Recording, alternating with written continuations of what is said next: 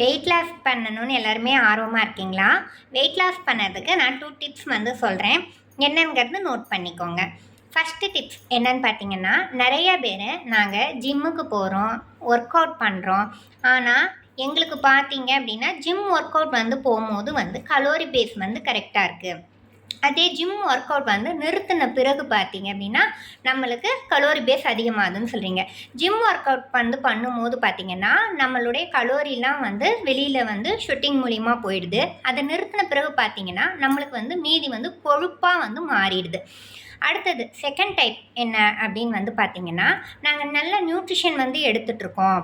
Nutrition வந்து எடுத்துக்கும் போது நல்லா இருக்குது, நிறுத்தின பிறகு பார்த்தீங்க அப்படின்னா எனக்கு வெயிட் போட்டுருது அப்படின்னு வந்து சொல்கிறீங்க.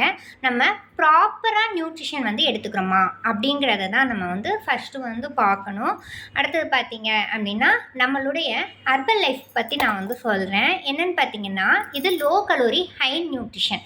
அதாவது இப்போ இருக்க ஃபுட்டெல்லாம் பார்த்தீங்கன்னா ஹை கலோரி லோ நியூட்ரிஷன் அப்படின்னு தான் வந்து இப்போ வந்து சொல்கிறோம். அடுத்தது பார்த்தீங்க அப்படின்னா macro nutrition and micro nutrition அப்படிங்கிறாங்க. Macro nutrition and micro nutrition அப்படின்னா அதாவது பெரிய சத்து சின்ன சத்து அப்படின்னு வந்து சொல்லுவோம்.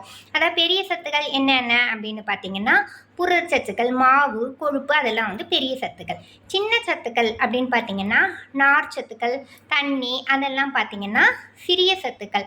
நம்ம அது பேஸ் பண்ணி நியூட்ரிஷன் வந்து நம்ம என்ன மாதிரி எடுத்துக்கிறோம் அப்படிங்கிறத வந்து பார்க்கணும். அதுக்கு உங்களுக்கு கோச்சஸ் வந்து இருப்பாங்க. அவங்கக்கிட்ட உங்களுடைய டயட் பிளான் வந்து என்னங்கிறத பற்றி கேளுங்க. அவங்க உங்களுக்கு வெயிட் லாஸ் பண்ணுறதுக்கு சிறந்த முறையில் உங்கள் ஹைட்டுக்கு தகுந்த வெயிட் எவ்வளோ இருக்கணும், பிஎம்ஐ எவ்வளோ இருக்கணும் அப்படிங்கிறத வந்து நல்லா வந்து கைட் பண்ணுவாங்க.